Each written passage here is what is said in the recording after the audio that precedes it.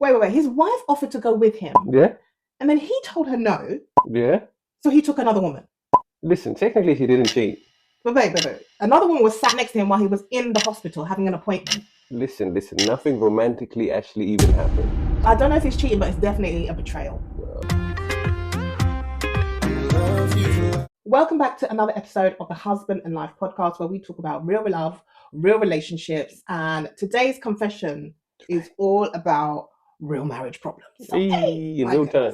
goodness. So as usual, you need to get comfortable, all right? Because this one's going to take you somewhere you may not want to go. Get your coffee, get your tea, get your blanket. Let's get into the confession. You might need some wine. It may be. Hi, Kelechi and Stan. My husband has a female best friend from work. Yes, we know this one. Let's call her Sarah. Hey. I've met her. She's lovely. I've never caught them flirting. I've never found sexual messages. I've never believed they've slept together. But Sarah knows a version of my husband that I don't seem to get anymore. Oh dear. He listens. If he's struggling at work, she knows. Hey. If he's worried about something, she knows. Oof. If he's thinking about changing jobs, she knows. Yo. Sometimes I'll ask him how he's doing and get fine. Then 2 days later, he'll casually say, yeah, Sarah and I were talking about that. The fine thing. I've told him before that it makes me uncomfortable. He says she's just easier to talk to. Okay, that's where I have a problem. Okay. But 3 weeks ago, something happened that changed everything. My husband needed some tests at the hospital. He'd been pretending he wasn't worried, but I knew he was. So I took the day off work and I told him, I'll come with you. He immediately said no, don't bother. I told him I'd already booked the day off, and he said, honestly, babes, I just want to go alone. So I respected it and I stayed at home. I spent the entire morning checking my phone. When he finally came home, he told me everything was okay. I hugged him, we cried. I genuinely thought, thank God. That evening, his phone was charging beside me. A message appeared. Sarah. I wasn't snooping, I promise. I just, didn't even touch the phone. But I could see the preview. It said, so proud of you today. You were so brave. I'm glad I could be there with you. My guy. Okay. All right. There it is. I read it 3 times. I'm glad I could be there with you. So I asked him, was Sarah at the hospital with you today? He didn't answer. I asked again, was Sarah with you? And he eventually said, yes. I felt like somebody had punched me. I said, you told me you wanted to go alone. And he replied, I did. So I said, then why wasn't she at home too? He told me she'd offered. I said, I offered. And you shut me down. Listen. He said, Sarah understands me differently. She's calmer. She doesn't worry. She doesn't make things a big deal. So I had to let him know, I'm your wife. Of course I'm worried. Then he asked me something I wish I hadn't. Then I asked him something I wish I hadn't. Was she in the room with you? He said yes. She sat beside him while he waited. She went into the appointment. She heard the doctor explain his results. When he got scared, she held his hand. And I was sitting at home because my husband told me he wanted to go alone. That's when I lost it. I asked, does she know about our marriage? He went quiet. I said, does Sarah know about our arguments? He said, some of them. I've complained about your relationship with her. Another silence. Then a yes, a small yes. It's not a small yes. He didn't say it with his chest. It's like a female apology, and it's whispered. Okay. That was somehow worse because now I realize the woman I've been worried is getting too close to my husband, already knows I'm worried about her. And they're discussing it together. He says I'm making this something it isn't. He says they've never kissed, they've never had sex, they never said they love each other. He says she's just his best friend, but I don't care about sex anymore. Because when my husband was frightened, he didn't want his wife, he wanted her. And I think that's the part I can't forgive. I get that my husband discusses bills, I get the husband that wants to do the school run. I get the husband that talks about dinner and what's happening tomorrow. And Sarah gets the man who's scared, the man who needs reassurance, the man who needs somebody to hold his hand. I get his life and she gets him. And now my husband says I'm insecure because I've asked him to end the friendship. So please tell me, am I asking him to give up his best friend? Or am I asking my husband to give me my place back. Hey, your This one is place back. deep. Wow, wow, wow, wow, I had to read wow. this so many times. I was like, what do you mean? What do you mean that she asked to come with you and you said, I want to go alone? And there was somebody. There was somebody waiting for you. So, I'm telling you now, the moment he told his wife to stay at home, it's a done deal because Sarah put herself right there in the position. She planted herself right in the position that needed to be planted. That was empty. so my guy is going to say, I never asked you to take that day off work. That's exactly what he's going to say.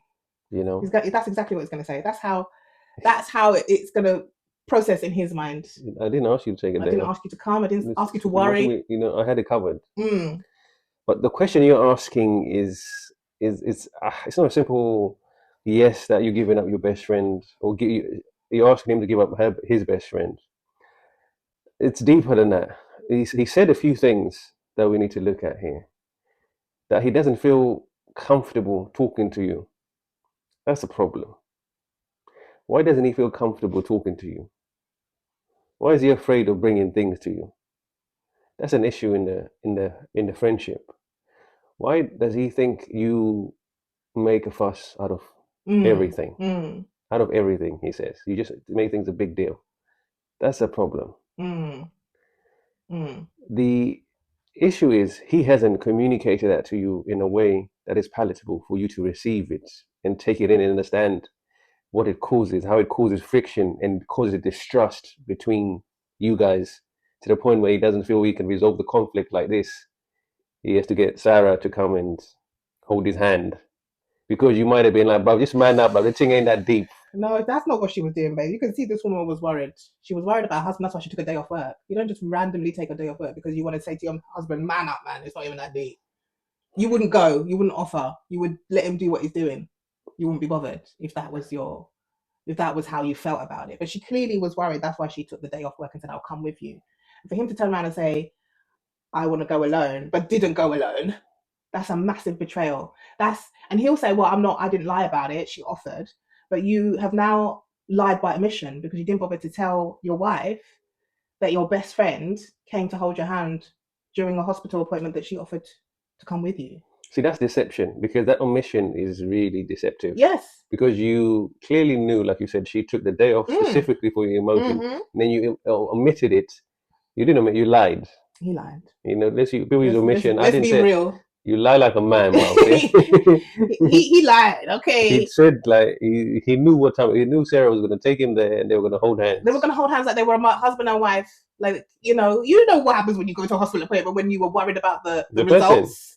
Yeah, you're just your brain's all over the place. You're just like, oh my god, I hope it's not bad news. And to go in the room with him is wild though. It's really wild. That's like intimate stuff. It's That's really real. Intimate. Your doctor appointments are like confidential. You have to like even when we go to if you got an appointment, I always ask, do you want me to come with you? Yes. And the doctor has to ask. Yes. Do you want him to come? Yes. Is that safe? Are you happy? Because everything is confidential. Everything. So for him to be comfortable enough with Sarah going to the serious appointment. My guy. That's her problem. That means she's been to a few appointments. She knows a few things. She knows a few things. She knows a few things. And also, my thing is also that he knew that his wife had an issue with Sarah. That's why he didn't tell her. Sarah came with me to the hospital appointment. That's double. Yeah? She's already expressed to you she's uncomfortable with your relationship with your female friend. And you've like, dismissed it and said, oh, well, we're not in love with each other. We've never this, we've never that, blah, blah, blah, blah, all the things, right? However, this is more, I think this is worse because it's emotional. Okay, we're getting deeper into it. It's emotional. It's an emotional relationship. He has a dependence on Sarah. He goes to her for his issues. Anything that's going on with his wife, he takes it to Sarah instead of taking it to God. Okay? He takes it to Sarah instead of taking it to his wife. Yeah, Sarah's there with her shoulder ready. Here you go, babe. Here's my shoulder. To let him lay his head down for him to feel secure and safe. That's a problem. Yeah. I've always said that having a relationship with the opposite sex, I don't believe in that. Okay? I don't care. I would die on that grave. Because trust and believe, if you left, Sarah would plant herself right there. If you guys got divorced, trust me, within 2 years, him and Sarah would be man and wife. True. But that's all I'm saying. So How do we help her? Because I don't think removing Sarah is the issue in this relationship. Is the No, only problem in the well, it's a big relationship. problem. Sarah's gonna have to fall back. That's You for know, sure. because you're gonna. So there's two things you're gonna have to do. You might have to give ultimatums, but ultimatums never lead to anything good. Ultimatums are not good for you. Don't do that. Okay, but They always end up with with the you Chloe, you know. you regret. I I didn't mean it. meant You it's too know, if you're late. gonna do ultimatums, you have to be really sure that whatever ultimatums you're giving, You're willing to whatever you're follow willing through. to follow through on it, and Don't give no fake you're threats. cool with it. Because if you're not, it's gonna pain you. It's gonna be so painful. I think it's really important to figure out why your husband can't talk to you. Yeah, why doesn't it? Doesn't mean why is it so difficult for him to come to you and speak to you about how he's really feeling? How is he expressing? Is it the mental load that you're dealing with that makes you unapproachable? That's a point. That's actually a good point. You know? But I also think to say another female is your best friend when you have a wife, Mm, mm, that for me don't that doesn't make sense to me. Your wife should be your best friend. Why did you marry her? she Why did you was. marry her? She was your best friend at some point, but Something then changed, something changed. She and became you snappier. demoted She her. became less happier. You know? She got the demotion. she got Yeah, she got removed she from got the cancer. She got position. relegated. Yes, Now literally. she's fighting for her Now she's life. fighting for her position. Well, I was about to get relegated bro, to the championship. That's what's happening because you don't, like I said, you don't go from bestie to I can't communicate with you. I don't feel comfortable because your best friend, and especially the person you marry and to build. Did they say? Did she say kids? No, she didn't say anything about children. But the person you choose to spend time with is important for you to establish that core relationship, that Mm. foundation. But if you can't trust them in to be there for you to help you in the hard moments, then what are you doing this for? Because this is the time you would have wanted your wife to come through in the clutch and have your back and say, "Don't worry, babe. No matter what they say, we got it." Yeah, because my thing is though, if the results had been bad, like say for example it was cancer or something, yeah, Mm-hmm. and so you were there with Sarah getting bad news, Mm.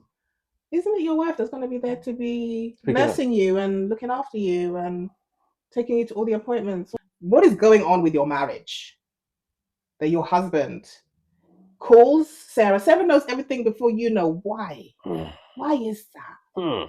Huh? What hasn't happened? Okay, hasn't happened and what has happened? Okay, Yeah.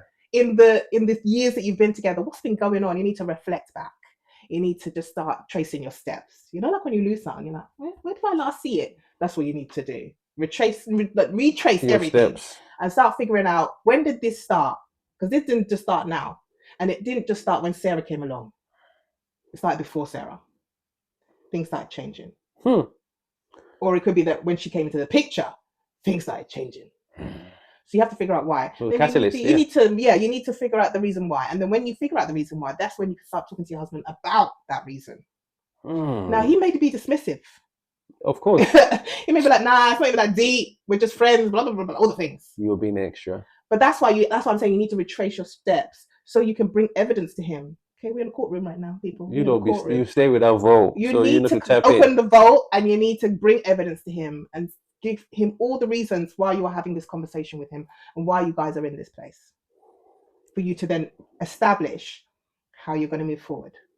Yeah, because there's a few things here. There's the deception element of him lying. This doesn't just you don't start with that kind of lie, Mm-mm. you know, and then you've been building onto things. There's plenty of things that would have happened that him as a guy he wouldn't have told you because he was afraid of the reaction. That's Mm. one. And the second thing is like he unequivocally knows how you feel about the girl. There is Mm. no misconception. There's no misunderstanding where you kind of like he knows exactly your stance about the girl, Mm. and he still chose to. So that is just disregarding your feelings. Mm. He's like, nah, f your feelings. I'm gonna do what I want to do. And he was praying you didn't find that phone or praying about the Find out. husband Yeah, yeah, because he exactly. wasn't going to tell He you. wasn't going to tell If you. you didn't see that, you wouldn't have known, Mm-mm. and you would have continued living your life, Mm-hmm. which Mm-hmm. is a problem Mm-hmm. because, like I said, until you can establish where it went wrong, you can't correct where it goes right. Because you can say to him, I would like us to be connected more. I would like us to have more intimate moments. I would like you to trust me a bit more. I would like you to come to me when you feel a bit more, Mm. rather than Mm. my guy's just going to see all the things that might have led him to Mm. Sarah. Mm. So Yeah. we need to retrace what went wrong. in order to correct it. Otherwise, it's going to just keep going further, further Mm-hmm. apart. Do you And know what I mean? and I think the Sarah situation at this point, Mm. you know how Diana said there were three people in this marriage. Aye, aye, aye. There were three of us in this marriage. This is what's happening. There's Mm. three of you in the marriage, okay? And so you will need to have that discussion about Sarah's position Mm. in your marriage and Mm. how she may need to take a step back so that you guys can focus on each other. That's definitely going to need to happen for you guys to be able to repair whatever it is that's not working out, whatever it is that's broken. You're going to need to focus on each other. And he can't go running to Sarah every time, all the time. Happy news, sad news, whatever. That's his habit at the moment. Mm-hmm. And he's going to have to break that habit in order for his marriage to, to be able to be fixed, to be able to be stronger, to be able to repair. You need to get to the bottom of it in detail. Start from where it went wrong. Start from understanding how can we get back to center. I say this, we say this, communication. But I think she's tried and he's dismissed. So that's the difference. He says it's not a big deal. Where do you go from there when when someone doesn't want to have that conversation with you? But that's what I'm saying. When you retrace the steps and you find the evidence, then you show him this is what has been happening in the last 6 months. There is a pattern here. You have a habit of doing this. Then he needs to address those things. You may need to get a professional person to come in. You may need to do couples therapy, whatever it takes, if you want to keep your relationship, if you want to stay married to this man, then you may need someone to come in and mediate and give a fresh eyes to the situation, who's impartial, who doesn't understand your background. So there are ways to do this, but you do need to take those first steps in terms of finding out what has happened and what is the pattern that he is exhibiting with Sarah, and why is he doing that. You're gonna have to be some sort of detective at this point, silent witness, one of them ones, both. Yeah. And that's the way you need to take it. It's that simple, because you can't have a woman come in to the hospital, hold your hand in the appointment, go to the appointment and just say, it's my best friend. You're crying. He should say they cried. He said they cried. They cried. When people cry together like that, it's a serious bond. For you to see me draw tears. Together, in unison. We're synchronized tears. That's a problem. But that is our 2 cents, guys. Yes. We had a lot to say about this. What do you think? Let's throw it back to you, because we're in the relationship court right now. What do you think? If you had a female best friend, my guys, this is for the men. For the men, then, if you had a female best friend, do you think it's okay to take your female best friend to your hospital appointment and not tell your wife? In fact, you told your wife, stay home. I got this. I'm going alone. I'm doing this like a G. I got his hand. Yeah. How do you think that's okay? Let us know in the comments, okay? Let us know. And for us ladies, what are you feeling about having your husband have a female best friend? Tell me. I know how I feel, but let me know how you feel about having your husband have a female best friend that he goes and tells his deepest, darkest secrets to. Let me know in the comments. As always, make sure you share this with someone. If you love this, like, subscribe, comment, and we'll catch you next week. Peace and love.